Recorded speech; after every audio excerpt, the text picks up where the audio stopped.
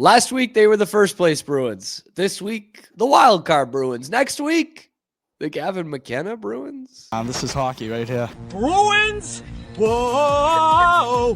Whoa! Whoa! Whoa!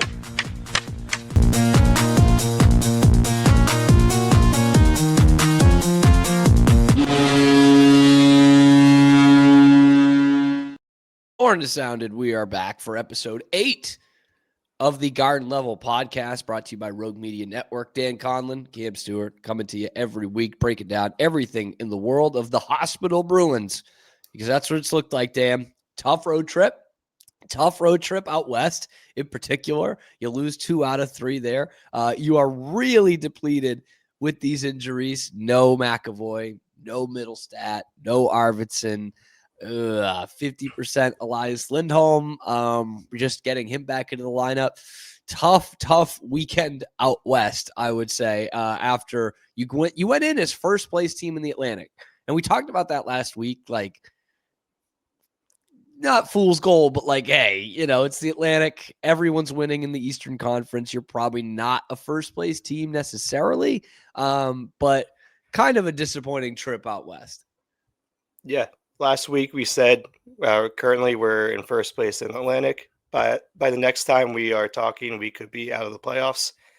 And I think technically we're not out of the playoffs, but we're close. And I think maybe by tomorrow we will be out of the playoffs. But we're coming back to reality a little bit. We saw those injuries and how much they impacted this team. If you look at the lineup to the last game, you kind of didn't think it could get worse, and then it did get worse. So at least Lindholm came back. They took 1. There is a little bright spot from that trip. This Geekie guy, was it Connor Geekie or?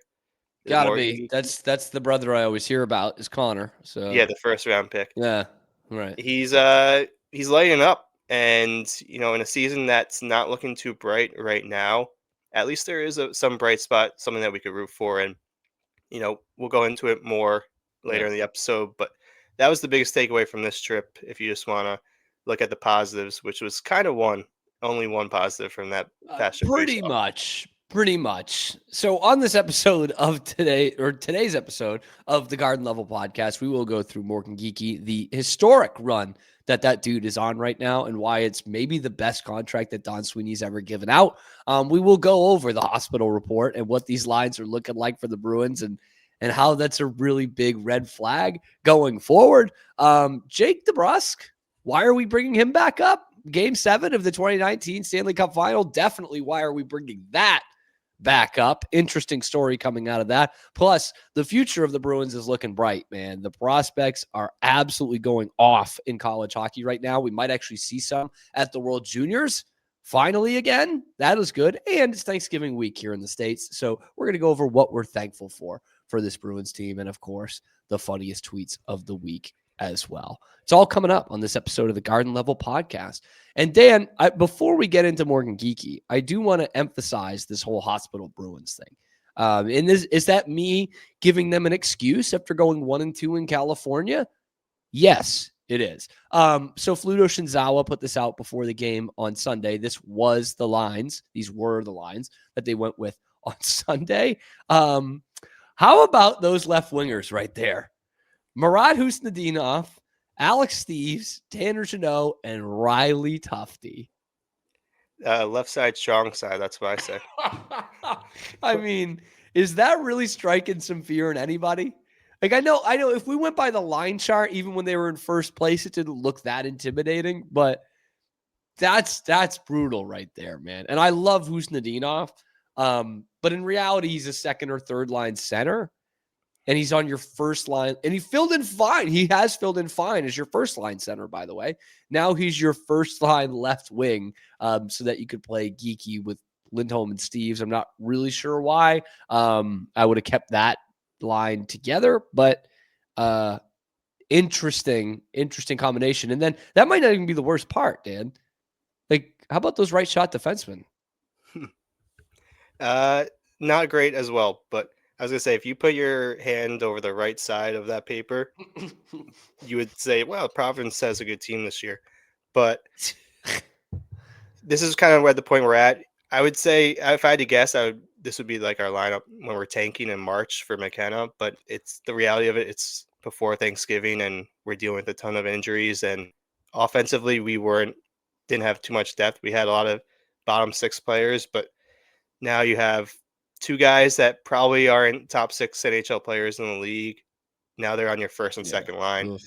So you're happy. I would say you're happy you got won at least one game that trip if this was kind of like the lineup you were rolling with. And this is with Lindholm back too.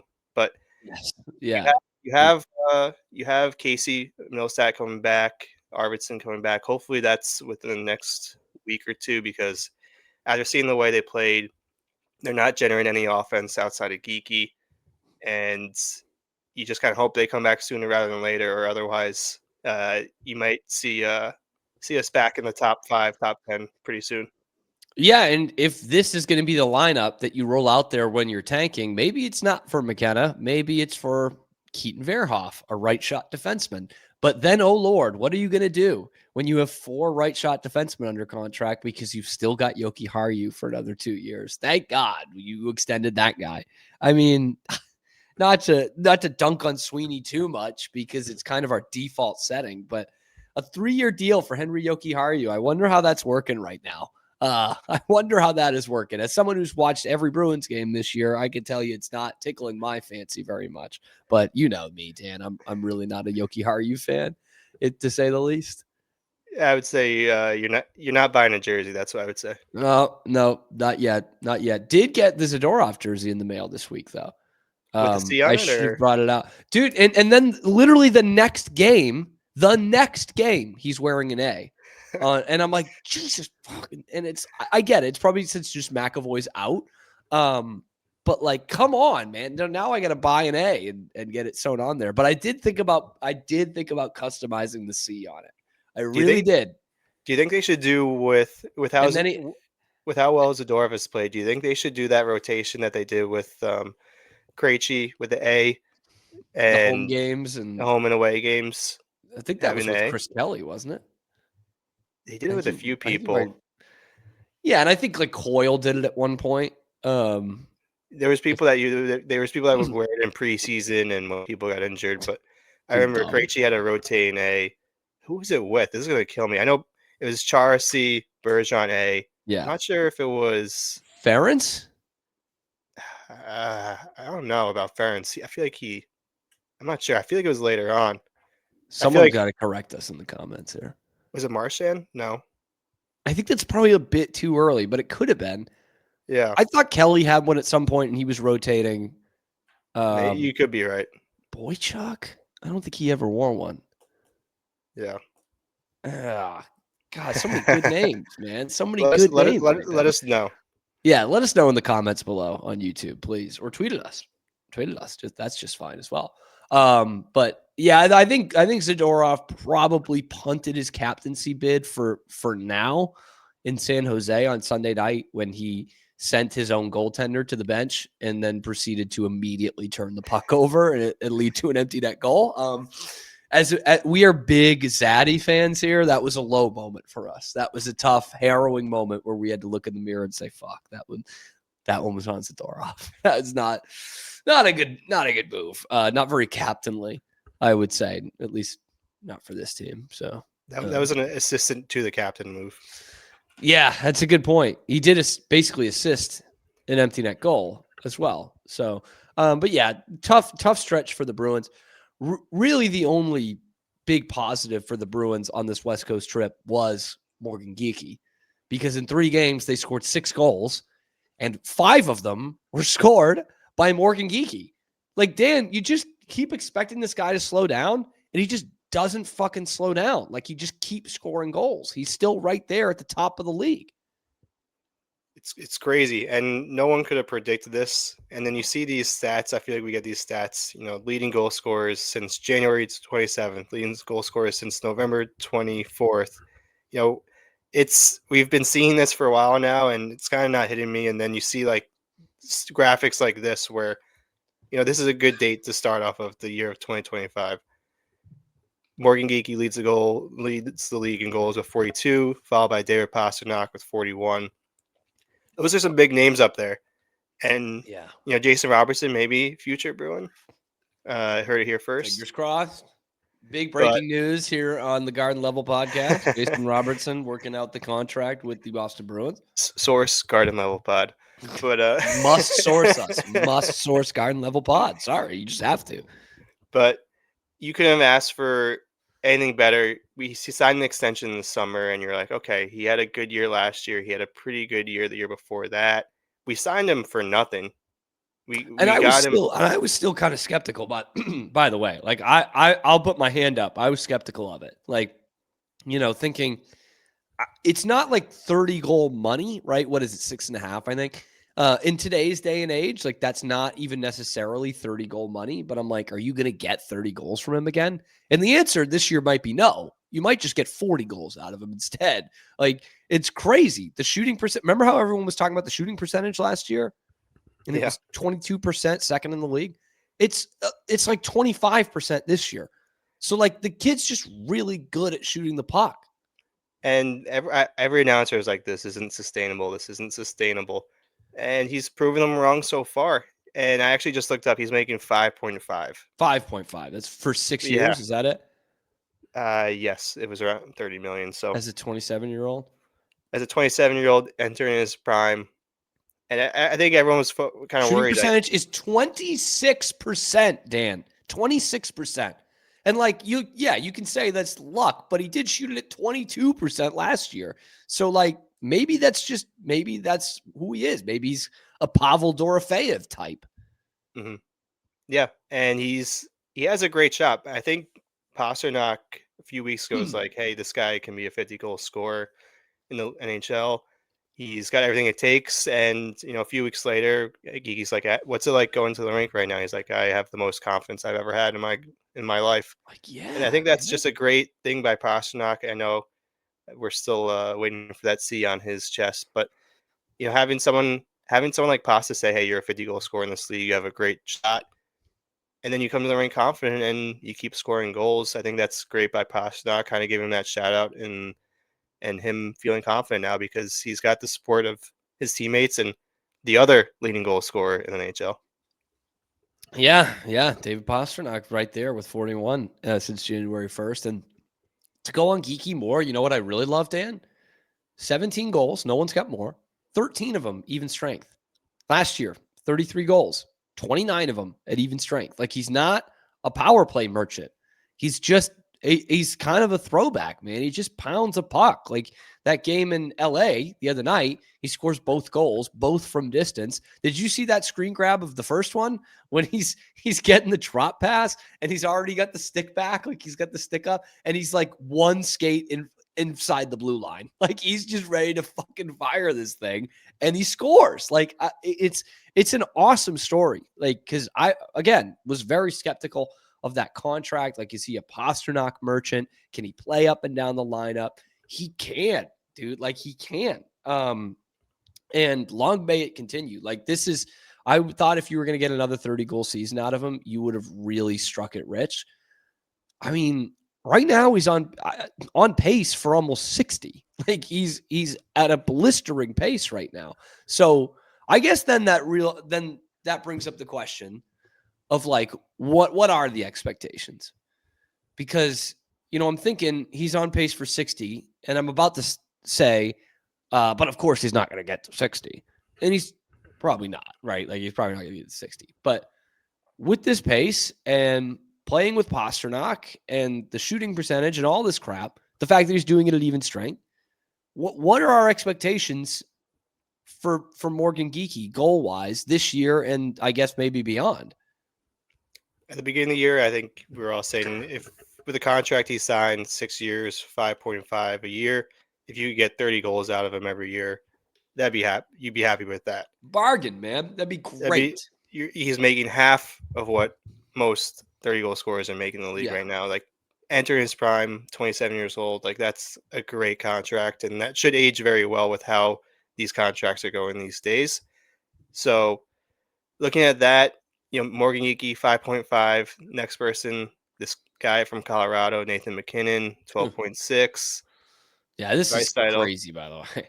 Connor Bedard's going to get a make bank next year in the offseason. Yeah, he's gonna make so that's 14 kind of million a an year. outlier. Former Bruins hopeful Natchez making a lot of money too. So I think before the season it was 30 goals and you'd be happy. Now it's gone from 30 to 40, 40 to 50, now 60. I I'd be happy with this season. I'd be happy with 50 goals, just the way he's Oh yeah. playing, and we really can't with how the season may play out. You might not be able to root for too much if the Bruins keep uh, doing bad. So rooting for a 50-goal score, it's electric. I remember when Pasta did it, the 60 goals. That was kind of cool. We've never seen anything like that in our lifetime. So it's going along the ride with that was very awesome. But I think this season it's 50 goals, and then after that, I'd be content with 40 goals. I'll take 40. 40 would be good, right? And that's crazy that we're saying this, not even 2 months into the season. Like, yeah, I'll take 40 from Morgan Geekie. I'll take him slowing down and getting 40. If he gets 50, how amazing would this be? By the way, I think episode like 2 or 3 of the Garden Level podcast, we had the segment of like, can he score 50? Turns out we were way ahead of the curve. If he gets to 50, he will join this group of Boston Bruins who have scored 50 goals in a season. Let me know if you've heard of these guys, okay? Johnny Busick, David Pastrnak, Rick Middleton, Ken Hodge, Cam Neely, and Phil Esposito. Does that mean he's getting his number retired? Only one of those guys doesn't have his number retired. I mean, Pastrnak doesn't count yet, but actually, they technically all have their number retired because Ken Hodge wore number 8, which is Cam Neely's number. So I'm going to count that. I think that would have 39 raised to the rafters, and would be the greatest 39 in Bruins history. Yeah, I don't think people are going to be wearing 39 after that, regardless. No, I don't think so. And that's still, by the way, that is still a jersey you cannot get at the Boston Bruins Pro Shop. Could you imagine if this fucker scores 50 goals and you can't even buy his jersey when you go to a game? Like, that's kind of crazy. We got to be the only team in the league that would be like that. And that just kind of goes to show that the world still doesn't really know about Morgan Geekie yet. No. And I don't know if if he gets 50 goals, they'll hear about him. But like, it's too bad that you won't get to see this in the playoffs in all likelihood this year, or at least not a deep run or anything like that. But yeah, I should have put the tweet in here, but Pete Blackburn got a Morgan Geekie jersey and he said, my kids will fight over this someday. That is the kind of impact that Morgan, and by the way, for the guy, like the guy off the ice, Morgan Geekie, he's not driving a Rolls Royce. He's fixing up a truck. He kind of looks like a skinhead with how tight he has that haircut. So, no flow, not a lot of swag. Where's Carhartt? Like, lived on a farm. Man, this kid will fit right in. He will fit right in terms of just no flash, just hitting the puck as hard as humanly possible and scoring goals. I kind of love it. I'm so in on Morgan Geekie, man. And may I add, there's been some rumors. Don't bring it back to me, but I've seen on Twitter some people going Morgan Geekie for Team Canada in Olympics this year. Something to think about, man.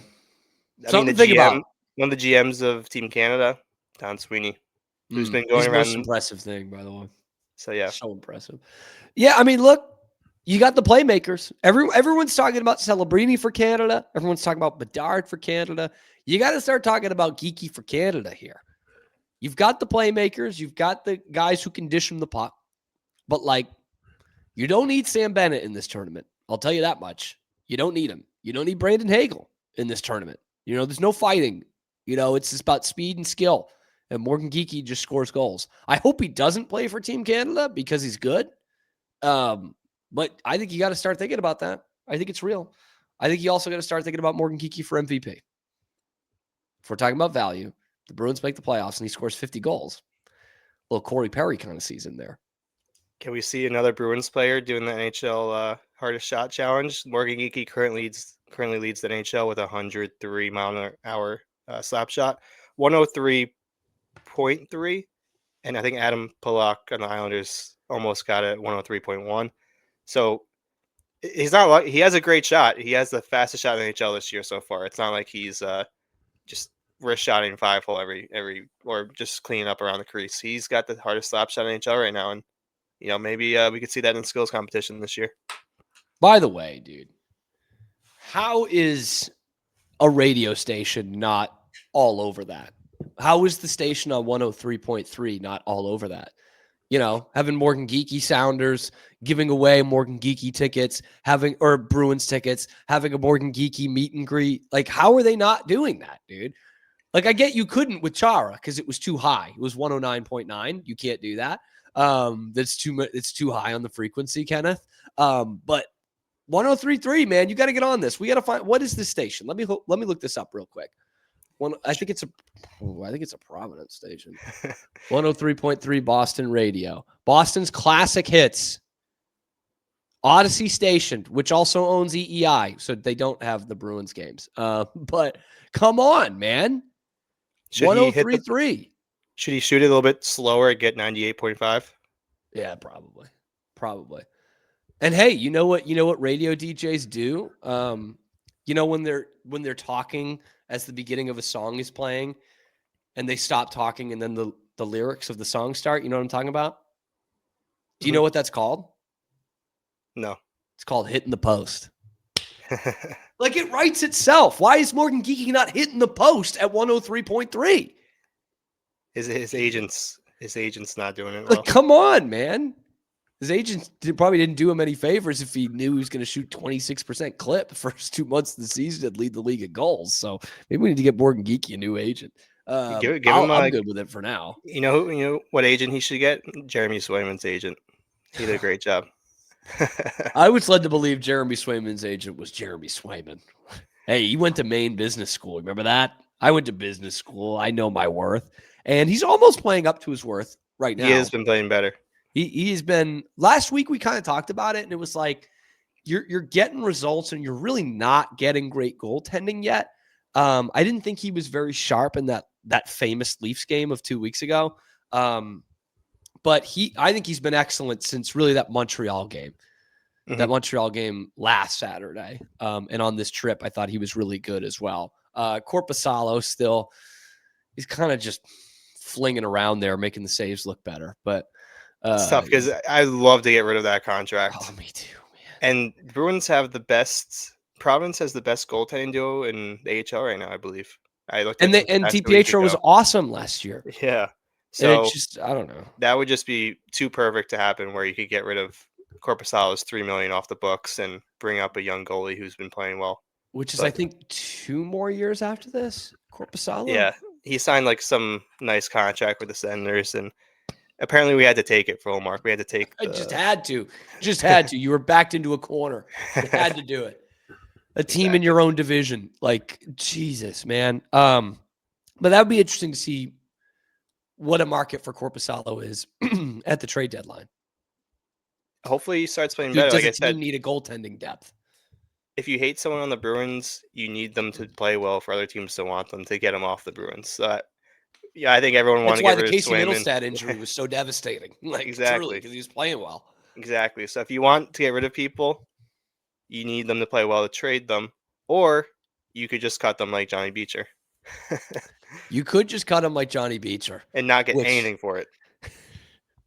Which happened basically during our show last week. He went on waivers. We were talking about it. How about Johnny Beecher? First round pick in the NHL draft, but I want to say that was 30th overall. On the waiver wire, first pick, first round. Calgary picks him up. And it led to an interesting quote from his coach, former coach, Marco Sturm, who, God love him, man. I've been a big fan so far. He's not mincing words. He didn't with Mason Lowry. He didn't with Middlestat. And he's not doing it with Johnny Beecher. Dan, how about this from Marco? This comes from Connor Ryan. For me as a new coach, I gave him a new opportunity. And quite frankly, I thought he'd be a little bit better, more effective. And I thought he wasn't. At some point, we got to make a decision how to move forward. I kind of love that. That's honesty at its finest. And it's so good. I think people were wondering, like, why would Sweeney just get rid of him for nothing? And it just goes to show Sturm didn't want him on the team. gave him an opportunity. He didn't take what he got, and yeah, some of it. I think Beecher probably didn't want to be here anymore. I think some people thought he might have requested a trade, which could have happened, and we didn't hear about it. But it's going to go down as I think Sturm just not liking this player and not fitting into his system. Could we have gotten a 7th-round pick for him? Maybe, probably. Maybe. It seemed like if you get picked up by the first team who has dibs, it seems like there could have been a demand for it. We'll see how he does. I made a joke. We're going to have to see Johnny Beecher and Gavin McKenna play together for 10 years now. But I mean, you could just tell, calling someone out on their effort. I think he did have a quote about he wasn't giving enough effort on the team as well. I think that's the second worst thing you get called out for besides like your character. So yeah. you could tell he would just probably didn't want to be here anymore. Kind of like another Dougie Hamilton situation. He just did not want to be here anymore. And here you go. And Fresh he went start. to the Hope you love Calgary. Hope you love the worst team in the league and playing in the oldest arena and all that good jazz. Johnny Beecher. Hell of a face-off guy. So good at face-offs, man. God. In fact, I saw someone tweeting one of those Bruins accounts was like, "Oh man, I forgot to live tweet the first Johnny Beecher face-off win in Calgary." Like, I mean, I'm one of those. I'm definitely been a John Beecher hater. Like, I was thinking when I was looking at this tweet, like, man, it's gonna really hit like crack what Marco Sturm says about Yoki Haru next year when he gets rid of him. So I have been a John Beecher hater for a while. So I'm just like, fine, man, put him on waivers, dude. Like, who cares? Maybe you could have got a 7th-round pick, but we are talking about a 4th liner who doesn't even crack the 4th line of the hospital Bruins. Like, we're talking about a guy who has no role for this team or for this coach. Go with God, man. Best of luck to you in Calgary. I don't think we'll be bitten by the John Beecher snake ever. But boy, will that segment hit like crack if he does score against us in a playoff series or something. I just doubt that it's going to happen. So your final verdict, you okay with John Beecher going on waivers for free, even though he was the first pick of the first round of the waiver draft? I'm okay with it because at this point we're just used to Sweeney 1st-round picks and draft picks not panning out for us. So just kind of like just another one for us, like another draft pick that didn't work out that hopefully we won't ever see again. Maybe if he's in Calgary, we'll see him once or twice a year and he'll win some face-offs against us. But He'll win some face-offs, man. If he signs with Buffalo and becomes the next Thomas Vanek, then we'll hate our lives. That would be unbelievable. We'd have to put some sort of wager on that. Like if he goes and scores 20 goals somewhere, 20, I'm not even saying 30, 20 goals somewhere, we got to do something. Yeah. And hopefully this is a kind of a difference in how Don Sweeney approaches draft picks. God damn. It's that time of year, Dan. Because remember on draft night, and they picked him in the first round, and Sweeney basically said, like, hoping he's a grinder for us, hoping he's a bottom 6 guy, bolstering our bottom 6, I think is what he said. And I'm like, that's a motherfucker you picked in the first round, 5 picks after the same draft spot you picked David Pastrnak. And you're like, yeah, hoping he's a bottom 6. Like, geez, man. Hopefully that. Like a year or two after drafting Trent Frederick. Oh, Trent Frederick. Has he gotten a second point yet this year? No, but he got a fight. He fought AJ Greer. So I think that. Oh, he fought AJ Greer. That real scrapper, that heavyweight, huh? Trent Frederick. Oh man, I should have looked this up beforehand. I wanted to see who was drafted after John Beecher, but I don't think we're gonna have time here. 30th overall. I would love to see in 2019. Would love to have seen who's gone after that. Maybe that's a segment for another time. When John Beecher wins his second face-off in Calgary, hopefully. Speaking of guys whom I've been frustrated with, Bruins I've been frustrated with in the past. Can I take a minute to talk about Jake DeBrusk? Is that okay? Do I have permission to do that? I mean, he's not on the team anymore. Why would you want to do that? Team. I know. And this is a garden level pod. It's only about the Bruins, but Jake DeBrusk, Bruins legend, back in the news when it comes to the Bruins this past week. So I don't know if you watched this sandbagger between the Spit and Chicklets guys and some Bruins greats. It was Torrey Krug, Krejci, and Tuukka. Did you catch any of that? I saw a clip. Saw, but saw a clip. Okay. I I didn't watched get about to like a watch the whole half. thing, but The thing is like 2 hours. Like it's a lot, man. I watched like a half hour of it. If you can believe it, David Krejci, really good at golf. Like they were all pretty good. And David Krejci, no surprise, pretty good at it. But here's this clip that came out of it that really piqued my interest. Anything How about they worse than told the us- feeling of No. being late? Hey, Like, how about dude, they told us DeBrusk was late to Game 7 against St. Louis? No. Who told you that? I was Ace when I first got to the Coyotes. Tori, you said that? Oh, I said that? I didn't say that. So at first I'm thinking, okay, they're just like trying to put Torrey Krug in a tough position here. Like that's just a joke. But like, why would it be Jake DeBrusk? Like DeBrusk isn't like a Chicklets bro. Like he's not like hanging out with them. That's not like an inside joke. Or I guess if it's an inside joke, we wouldn't know. But like, do you think that's real? I think it's real because DeBrusk has a history with that kind of stuff. He's also, I feel like the guys, former NHL players wouldn't really just want to. DeBrusk is in the prime of his career playing in Vancouver right now. Like, I don't think they would just want to toss that on him because obviously, reporters are going to be asking him about that in the media these days. So I don't think they would just randomly toss that onto Jake DeBrusk right now to deal with while the Canucks are doing very bad right now. I think DeBrusk might be on the trade block right now. I thought I saw their veterans are available besides Quinn Hughes. Yeah, he scored 30 Quinn last Hughes year. is going to be a devil in 2 years. So Yeah. everyone just prepare for that. But I think it's kind of random to make up. I think Torrey Krug might have said that off camera, and then they brought it back on camera, and Krug was kind of not happy about that. But I think that's just something. Yeah, I think that's just something that it'd be too random to make up, and it is true. And I could see it happening because I think the guys would make jokes about DeBrusk and how he's late and unorganized. So I don't know Jake DeBrusk personally, as do you. I don't think anyone listening to this knows him personally, but I think this is 100% true if I had to guess. If Louis listening, he might be able to weigh in. His dad.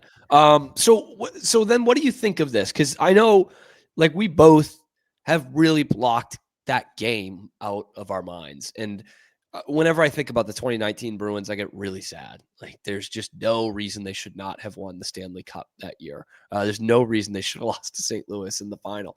But like, this kind of pisses me off. Does this do anything for you? It doesn't make me feel better, if that's what you're asking. Okay, there we go. I like you said, I try to forget about games that my teams lose and championships just because of the pain it brought to me. I remember where I was when I was watching that game and how bad it was to watch that game. It kind of reminded me it made me realize, is this what Canucks fans felt like in 2011? Like losing a Game 7 at home in a game that really was never a Game 7. Mm-hmm. So that kind of made me feel like, is this what they went through? Except we didn't destroy our city and put cars on fires afterwards that I know about. But it did make me feel better. It kind of brings up other things in the past that happened. The Cassie firing. You kind of sided with DeBrusk, which you could kind of talk more about. But yeah, it's frustrating. It adds a little bit more to the fire and what happened that day. Yeah, see, it kind of pisses me off hearing it. Because I was always probably a little too hard on Jake DeBrusk. Like, I just thought he should have been more of a point producer than he was. Like, he was, you look back and he had 3 or 4 25-goal seasons with the Bruins. And he never had more than 48 points, because he would just be 25 goals, 14 assists for 39 points. Like that's what he was doing all the time. He was getting a ton of power play time. He scored a lot on the power play. And it just you just expected more from this guy. Remember, he was the only one of that 2015 3 straight picks that actually became anything in the NHL. And I think if he did a 2015 redraft, he would be in the 20s. It's probably a little too harsh. He is a good player. Scored 30 for Vancouver last year. Of course, he did it with how many assists did he have last year? Did he break 10? Sorry, he had 28 goals. That was a career high. 28 goals, 20 assists. So 28 goal season, and he didn't even hit 50 points. He's hit 50 points one time in his career. So I was always a little frustrated at that. And then he gets a damn good coach fired because, oh, he's mean to me. He's so mean to me. And David Krejci, honorable man that he is, just leaves the country, just leaves the continent entirely. Jake DeBrusk is like, get rid of this guy. And to hear that, like, you couldn't even be on time for the biggest day of your life, the biggest game you will literally ever play in, and you can't be on time, and you're going to bitch at the coach bitching at you? Like, that really kind of irks me. And, you know, I'm okay with where the Bruins are at coaching-wise right now, all things considered. But I would have loved another couple of years of Bruce Cassidy, especially when he won a friggin' Stanley Cup with a team that was just as stacked as the Bruins were in 2023. But then I thought, you know, maybe it all stemmed from this. Maybe that's something that Bruce Cassidy just kept bringing up for, you know, 3 more years of like, yeah, this guy can't even be on time for game 7. Talk about not putting in an effort. You know, maybe that was it. But it does piss me off, man. Like, this was not missing your alarm for the game in Winnipeg, like Tyler Seguin, which got him traded, basically. But Jake DeBrusk being late to a game 7, for me, that does piss me off. I shouldn't think as much about it because he's not here. And I think it's okay that they let him walk, but it does piss me off. And this is a hockey podcast, but I'd like to kind of tie it into something that all Boston fans can relate to. In 2018, Malcolm Butler was benched before doing something the day before the Super Bowl or the day of. And it kind of made me think, like, just 2 different coaches, you know, one coach benched the player, one coach played the player. You know, what's the right decision in there? You know, DeBrusk didn't impact the game at all, and no one really noticed that he was late to that. But I kind of wanted to bring that up. You know, we've had some issues with Boston players getting in trouble, showing up on time or doing stuff the day of or the day before a very important game. And that's the difference between Bill Belichick and Bruce Cassidy. And then that's another good point too. If Bruce Cassidy coached that 23 team, maybe it's different. But yeah, and maybe they don't, you know, maybe they don't set the wins record, but maybe they win the cup. Maybe they win a couple playoff series. You know, Bruce was good at getting out of the first round. I don't know, you know, he only made 1 real run, but he did coach team to the finals, and he was good at getting out of the first round. Jim Montgomery was not. He was relatively ineffective in his career in getting out of the first round. So yeah, that did bug me. Maybe it is a joke and we're just all misreading it, but it's just a weird one to do if it's not true. And then, you know, Torrey Krug is part of that. All of those guys were part of the leadership team in 2019. You know, Krug, I think, had an A, alternating A, but definitely was one of the voices in the room. And, you know, that probably did piss him off. So Jake DeBrusk, man, shame on you. From the Garden Level podcast. Yeah, that was something that I didn't expect to kind of, I don't want to say ruin my day or anything, but kind of get into my life this week was Jake DeBrusk. And what I really hated about the whole DeBrusk thing, letting him walk, I thought was fine, but you didn't really replace him. The Bruins might be replacing him in the long term, in the aggregate. I didn't get to see, dude, Moneyball was playing at a movie theater, an old school movie theater down the street from me last night, and I didn't get to go see it. I'm really pissed off about it. You know what I'm not pissed off about, though, Dan? What's that? The Bruins prospects, hot and fuego, if you will. When was the last time we were able to say that? Like, multiple prospects doing well? It's been a long time. Were we ever? That's the thing. I don't think there was the McAvoys and the Pasternaks. Those were different years. You know, was Ryan Spooner and his crew, were they making us happy? I'm not sure about that. And McAvoy, yeah, you're right with McAvoy. You got a year of him playing. We knew he was in college. He came up in the playoffs against the Senators. That's probably the only one like that I can remember. Like, of a guy. I guess I'm specifying with college guys, but those are the guys you get to watch like throughout the season here in the States. But here it's happening. It is happening in the NCAA big time, mainly at Boston College. We do have Chris Pelosi, top 10 in goals in the country for Quinnipiac. That's a guy who was like a 3rd-round pick. You took a waiver on him. He's having a great year. But the BC boys, James Hagens, point-a-game guy last year, point-a-game guy this year. And what's interesting, Dan, is he's not playing on a line with 2 NHL guys like he was last year, Perreault and Leonard. He's been the dude. He's been the focal point. He's been moved around. He's even played some time on the wing, but he just continues to impress, and he's going to be a big part of this World Juniors team as well. Yeah, it's nice that last trade deadline, people were saying, let's rebuild the prospect pool. The Bruins have had a terrible prospect pool for years now. They've been, and I'll give them the benefit of the doubt, they have been good the past 5 years. So they've been trading 1st-round draft picks. They've been trading some prospects.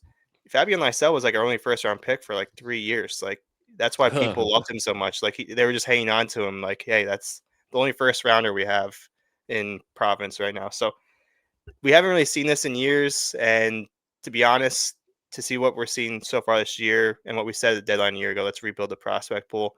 Now you're seeing guys like Zellers, who we didn't have last year. He's doing pretty good at North Dakota right now. That is directly from the trade deadline. Directly. Charlie Coyle, who I think a lot of people kind of forgotten about. I think he's actually doing pretty well for the Blue Jackets this year. For the Blue Jackets. He doesn't even play to the team that they traded him to anymore. But yeah, real quick on Zellers. Playing at North Dakota, obviously one of the best teams in the country. We looked at him as like a kind of long-term prospect, right? He played in the USHL last year, had the big season, led the league in goals, won the MVP and all that shit.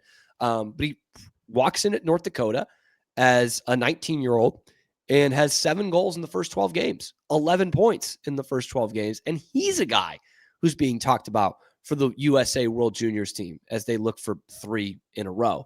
Like, that is directly from your trade deadline. That's a super intriguing guy. I don't know how much you've seen of Will Zellers. Just to, like, honestly, kind of like a Morgan Geekie. He's not much of a creator. He is a goal scorer.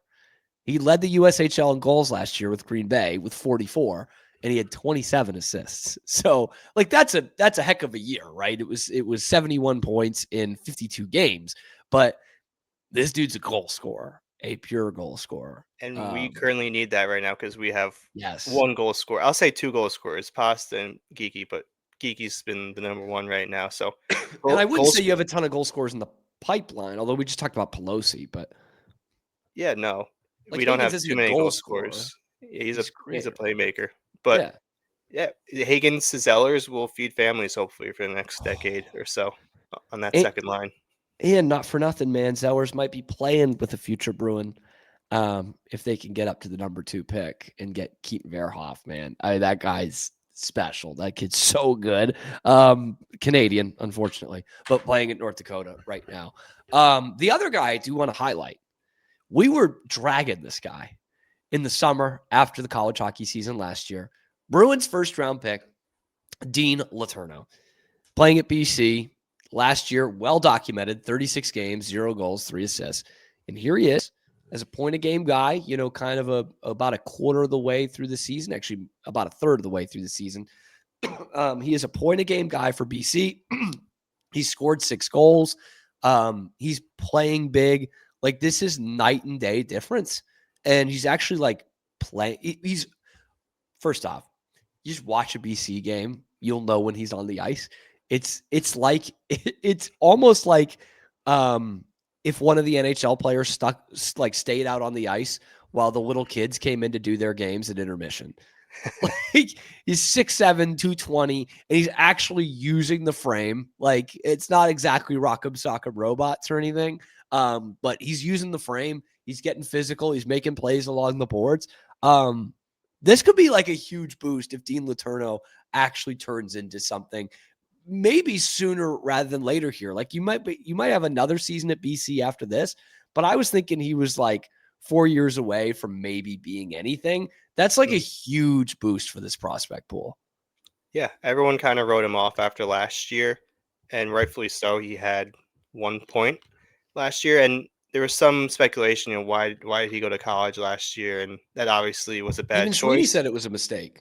Yeah, so it was a bad choice to go to college this year. I'm kind of just pretending this is his freshman season. Can we just do that? We'll Red pretend shirt. this is he redshirted last year. This is his freshman season. And like, obviously he's 6'7", 6'6". He's got a big frame. If you look at his goals, like he's not like cleaning up pucks in front of the net. He's sniping them off the faceoff Shooting. from the That's a good top of the point. Yeah. circle. So it's not like he's just like a tufty who's just going to clean up goals in front of the net or stand in front of the net on the power play. Like he's got some skill to it.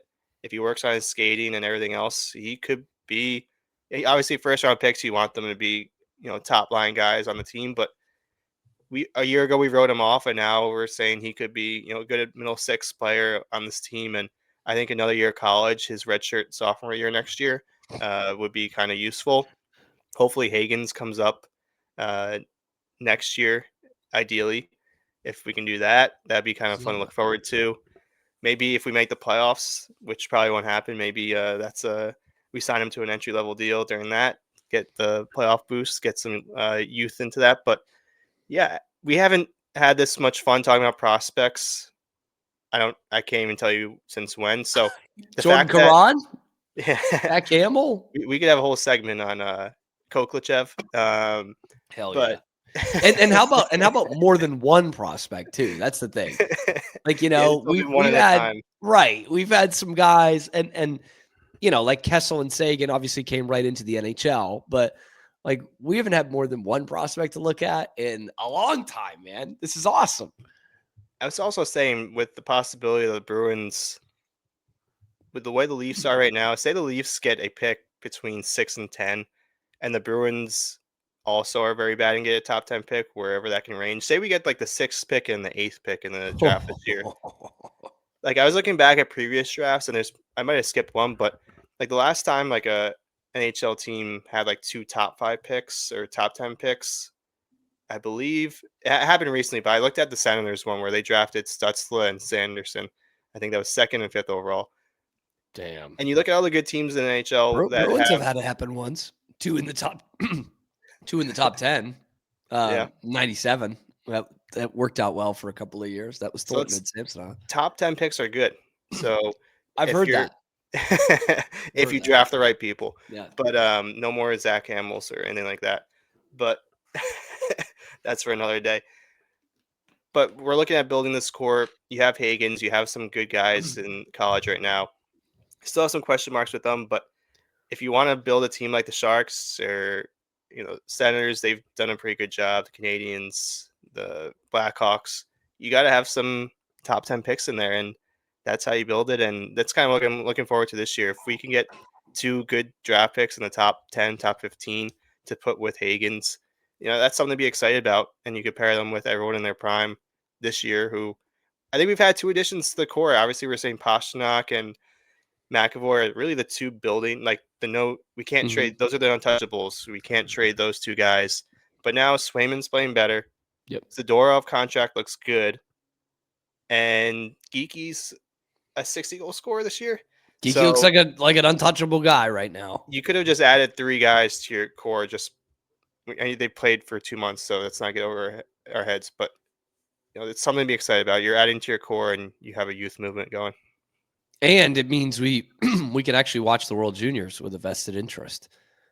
Like I love the World Juniors, and last year was such a good tournament, and the Bruins were literally the only team in the league that didn't have a prospect there.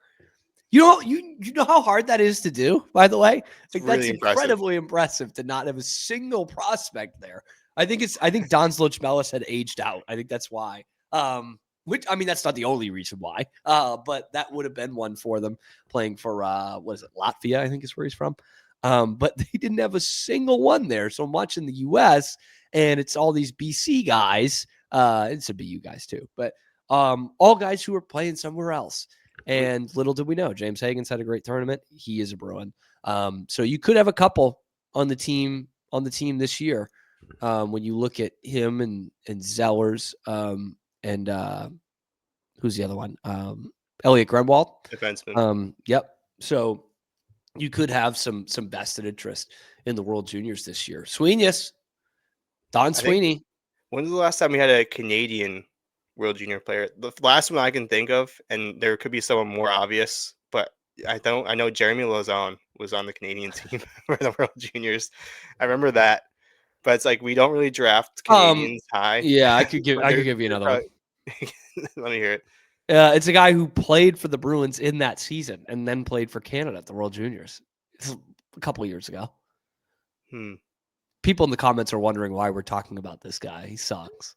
Who was it? Matty Patra played at the World Juniors for Canada. During that first, what was that? That would have been 23, 24. Oh, yeah. That makes And I think sense. he got hurt at the World Juniors. So I think that's your last one. But it's been a while, like since we've had a couple of guys to like keep our eye on at the World Juniors. This will, I think, certainly satisfy that. So Three-peat. It's on our soil, baby. That's just the warm up for February. Is it in Buffalo? Or is it this year? Minnesota. Okay. State of hockey, baby. Just getting warmed up for Milan. By the way, we got those jerseys dropping Wednesday morning. Can't wait to shell out another $250. Are we going to be able to field a team for the Olympics this year? It's a good question. It is certainly a good question at this point. With all these guys hurt, just happen to be American. Now Connor Hellebuck amongst the injured. But who else? McAvoy, obviously, and they're saying like Kachucks. he'll be out till the Olympics. Both Kachucks. Matthews. Oh, God. Matthews. Hughes. Yeah. Yeah, Hughes in the unfortunate incident. Even Quinn sat out a game a week or two ago, precautionary.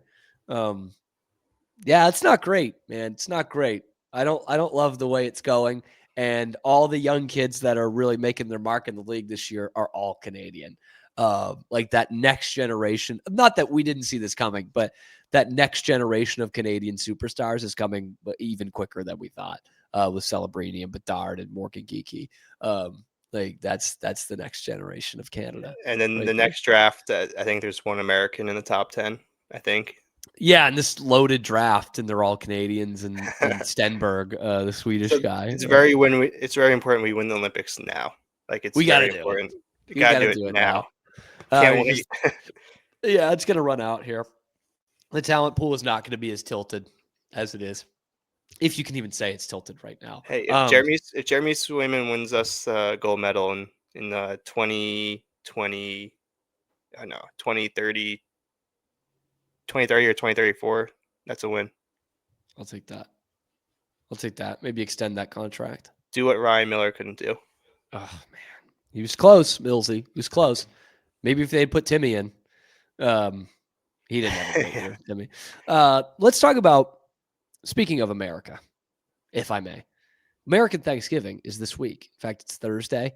And we know in the NHL, it's a big deal. It's when you got to be in a playoff spot. If you are, 80% of the time, you're actually making the playoffs. But I think this is a time for us to pause, Dan.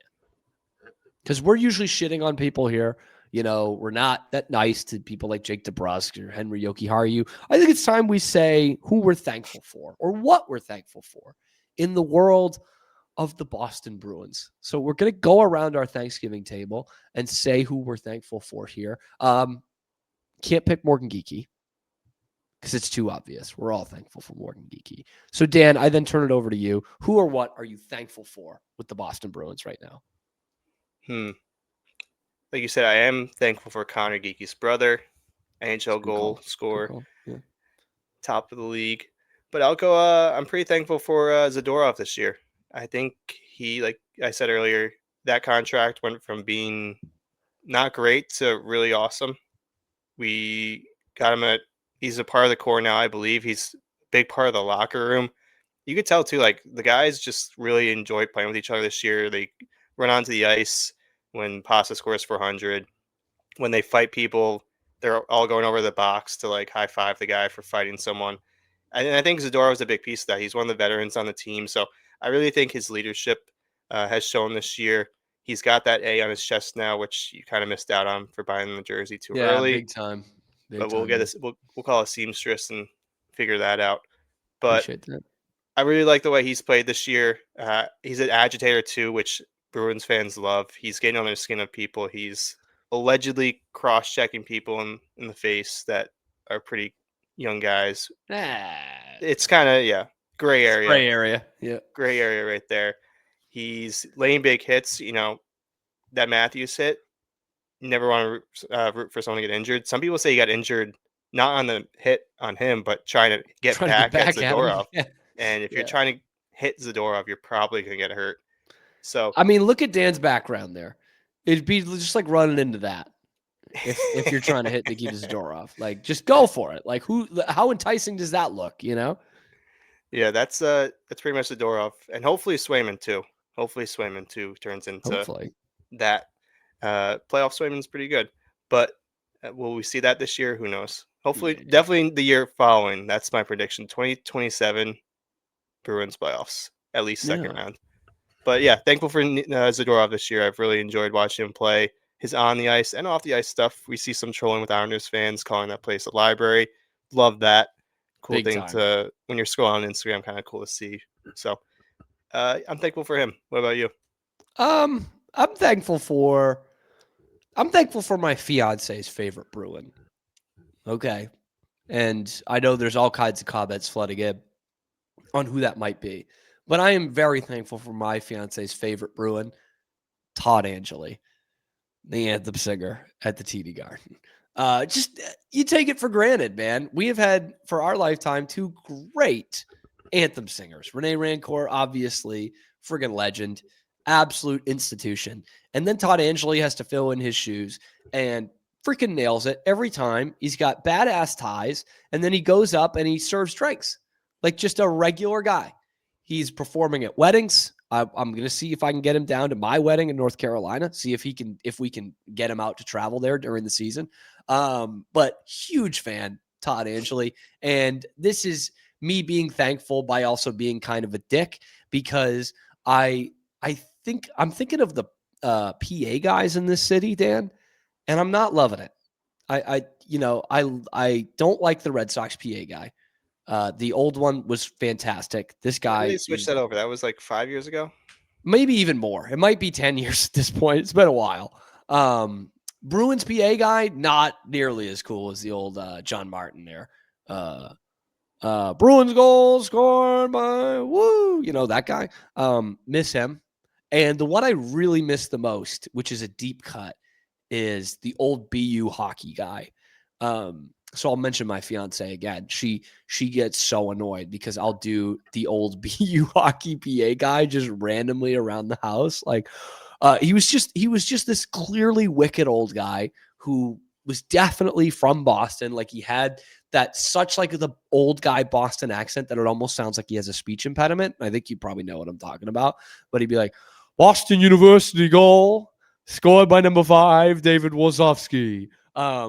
And now they've got a new guy. They had the guy who does the Bruins now for a little bit. So anyway, that's a long way of saying Todd Angeli is who I'm thankful for. And there's plenty of people like around the Garden we're thankful for, I guess, too. But I'm glad you brought that up, because speaking of national anthem singers who bartend at TD Garden, I'm also thankful for the bartenders who don't sing the national anthem at TD Garden. that's important. I like that. Gotta get them involved too. I'm thankful for them because Gotta know their space. when you pay $20 for a tall boy at TD Garden and they crack it open for you, because we can't do that. They Right. crack it It's open impossible. for you, and then you just got the screen pops up, 20% tip, 18% tip, 25% tip. So I'm thankful for those bartenders for cracking those open, and we can enjoy a nice $25 tall boy. Doing the Yeah, Lord's work. I'm glad man. I'm glad you brought up the bartenders at TD We- Garden, because that's something I enjoy doing a few I went times a game. to I went to a Bruins game a few weeks ago. It was that overtime win against Ottawa, and I got the chicken finger like basket, which is great, and a Sun Cruiser, and it was $47 with the tip included. $47. Like that's crazy, man. That's fucking nuts. Hey, you're paying for the experience, man. And like, I get it. I got the fries with it. So, oh man, I should have expected that. But what the hell? And so, moral of the story, not moral, but fun part of the story is later in the game, we're sitting in what it was like 313 row 7. And they do like here's our one of those promos that nobody's paying attention to. Here's our lucky aisle or row of the game that wins the special prize. And it was 313 row 5. And so we look and there's like 2 empty seats. We just moved down 2 empty seats. No idea what we're getting. Like just probably some bullshit thing, some sticker or something. And what we got was actually a $50 TD Garden gift card that you can use at concessions or the pro shop. And I'm like, that's hugely valuable. Like that is humongous for me. So we've saved it for whenever we go. We got $100 worth of either pro shop or concessions the next time. So, we can get 2 or 3 Sun Cruisers now. Yeah. And they can crack it open. Yeah, that's worth, that'll pay for 2 people. So thankful for that. Thankful for that. Are you thankful for, we're talking about a lot of people inside the stadium. Bartenders, players. You want to think outside. Is there anyone you're thankful for outside the stadium? We don't want to exclude anyone outside. Well, look, man, there are some people absolutely grinding out there. And it's not warm most of the time. They're out there. And some of them aren't even big Bruins fans, but they're out there grinding every game and making sure that you get quality, good Bruins merch at a reasonable price. For the working family that has to spend an arm and a leg to get into the game, you can get great merch for the low price of like $10. And so that's why I'm thankful for the Titty Garden shirt guy. There's several of them out there just hawking Titty Garden. And I know we talked about it with this guy. He sees the look on people's faces when they roll up, and you can tell it's their first time seeing Titty Garden on a t-shirt. And their eyes light up. And they've got to have it. It's like a kid on Christmas morning. These guys, you want to talk about Santa? Like these guys deliver holiday cheer the entire fucking season. Way better than the Kyrie shirt guys. Way better. Yeah, those guys, it's old news, man. These guys, the Titty Garden guys, are always evolving. Always evolving. Marketing geniuses. I have bought entrepreneurs. I'm curious. How many of these kinds of t-shirts have you bought outside either a Bruins or I guess a Red Sox game? I've bought a couple of a Red Sox game. Have you bought any of these? Honestly, I usually go to games with my parents sometimes, so I haven't been able to buy a Titty Garden shirt with them. But it's a shirt. Yeah, honestly, I'm missing out. But support local business. But yeah. hoping to purchase one soon. Definitely gotta. Maybe that's a good Christmas gift idea. I got LeBron as a bitch once. I got bring back Jenny Dell outside a Red Sox game. I did buy that t-shirt. And I definitely bought it. Yeah, I think I got a discount on it because of the history. Now my prom date just does fucking commercials with Saquon Barkley. But I did a couple other Red Sox ones that I can't remember. Definitely like a Dice K one that was probably borderline racist, and I was 10. And the Bruins one that I got, this was 12 years ago, Dan. Actually, 13 years ago. It was during the 2011-2012 season.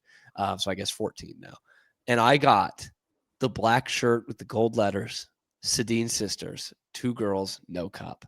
And it was like my favorite shirt ever, man. I used to wear that to school all the time. And my teacher, I had a teacher who would threaten to like send me down to the office. He's like, I know what that means. And I'm like, yeah. So you're going to describe to the office what that means just so you can discipline me? You're going to make me or you explain what 2 girls know 1 cup is and relate it to the Sedin twins? Yeah. Good luck with that. So very, very thankful for Titty Garden and the guys that are just absolutely grinding out there every day. Great crew. Great crew, honestly. One last thing we got to get to before we get to our Thanksgiving is our tweets of the week. And there's a theme with this week. We're going to kind of indirectly focus in on another team that's not the Bruins, but I think it's worth it. So Dan, would you like to tell us about your tweet of the week? I will. Do you have it or you want me to? Perfect. There she is. Interesting note here. The Bruins outbid Toronto by 500 for Nikita Zadorov in the summer of 2024. There's a few reasons why I think this is funny. The tweet itself isn't funny. It's just kind of. It's kind of funny. I think when you look back at this, and it's a kind of it's a chain of events that are caused by this. The Bruins outbid the Leafs $500,000, which in NHL terms isn't that much money. That's Nothing. It's probably like $10 for us. But they outbid their rivals for a great defenseman who is now becoming a pain for the Maple Leafs to play. He kind of injured their best player right now. Yep. And to make things worse, we gave them since they didn't sign Zadorov, we gave them a defenseman that they thought they needed for a good prospect and a first round pick. And if I'm going to put this in terms of when we are in elementary school or middle school and we're playing dodgeball and Nikita Zadorov comes in and we're like, hey, we're going to take Nikita, but we have this guy named Brandon Carlo. He's very good. We'll give him to you guys instead, and you'll just give us like $20 and a good prospect coming up.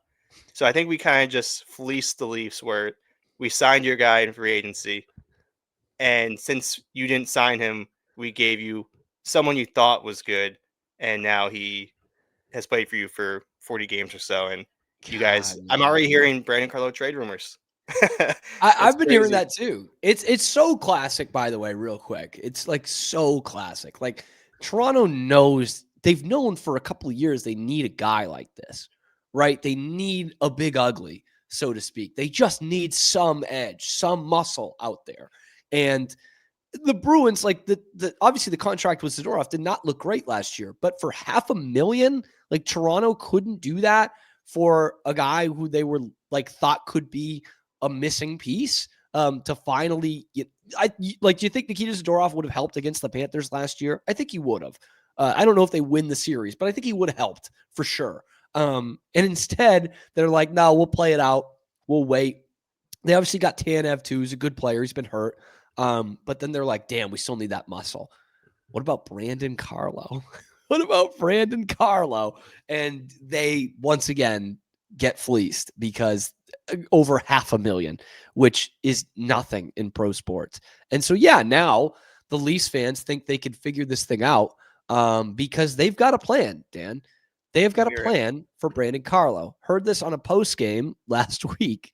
Carlo, I want to boost his value and then trade him to like Seattle for their 4 first-round picks they have the next 2 years.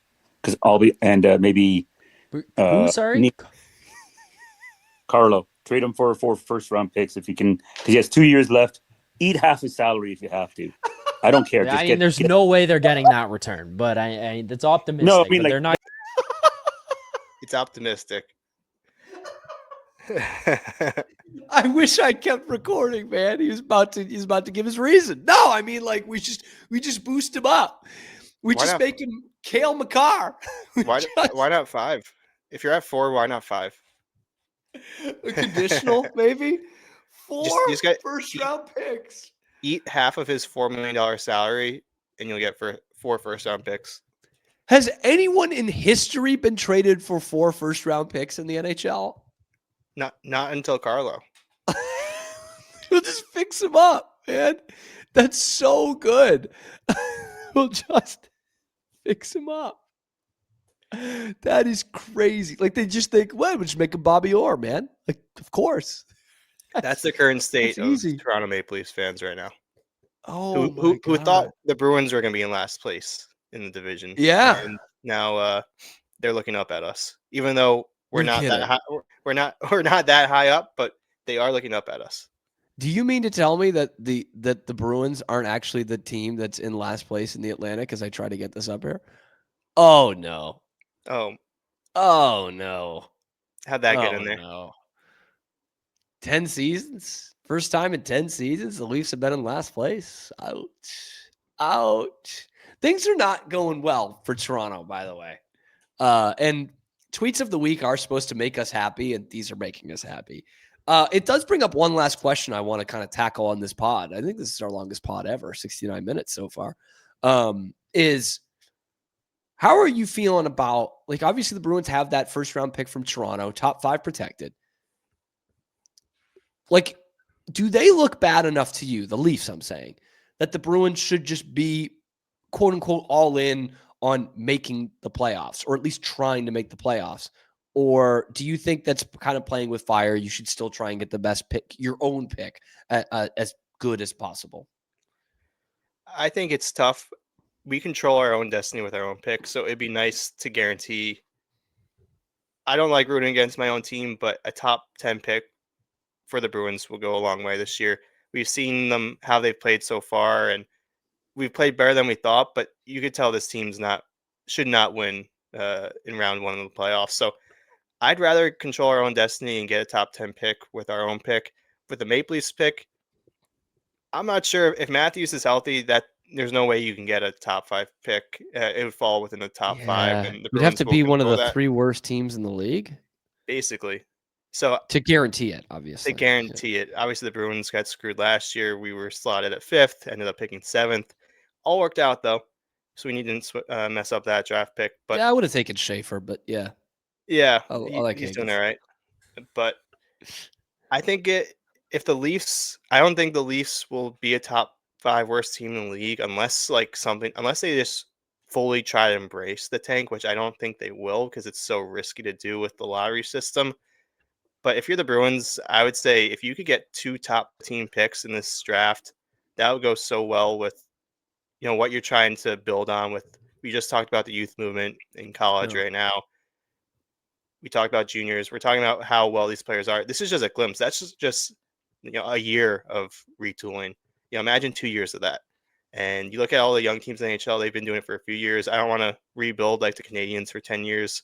I'd rather just get like a nice 2-year rebuild going right now, or retool. Yeah. So I don't know if it's sustainable. If the Leafs if we made the playoffs and lost in the first round and the Leafs pick ended up top 5 and we didn't get it, if we just go into next year with the 20th pick in the draft and we have the Leafs 2028 pick unprotected, that's worst case scenario. So I'd rather be safe and just kind of, do bad ourselves and hope the Leafs get a pick between 6 and 12. And you do have 2 first-round picks next year. Yep. I don't know, like, it would have been real nice to have the Panthers first-round pick this year. Just say that. But you will have a second first-round pick in 2027 as well. So, man, I am thankful for the Leafs. Can I add that in there? I am thankful for the Leafs. Didn't even need to be said. We've been thankful for them for almost 15 years now. Yeah. Ever since the Kessel trade, I think. Or the Rask trade. 4 first-round picks for Carlo. Oh, that's so good. Prague, my man. That's so good. Prague. Anyway, I think that's all we got this week. Anything else you want to add, Dan? It's been a chock-full episode here. I know. Talked a lot, but thankful for a few things. Good things to look forward to this season. We've seen things that we've liked, and we have the NHL leading goal scorer, and his name is not David Pastrnak. So I'm thankful for that. Yeah. Thankful for the fans who tune in on YouTube and, yes, on podcasts as well. Thank you guys for tuning in. Like the video, subscribe to the channel because we're bringing you Bruins content all week. Dan Conlon, Cam Stewart, Rogue Media Network. We will see you next week on the Garden Level Podcast.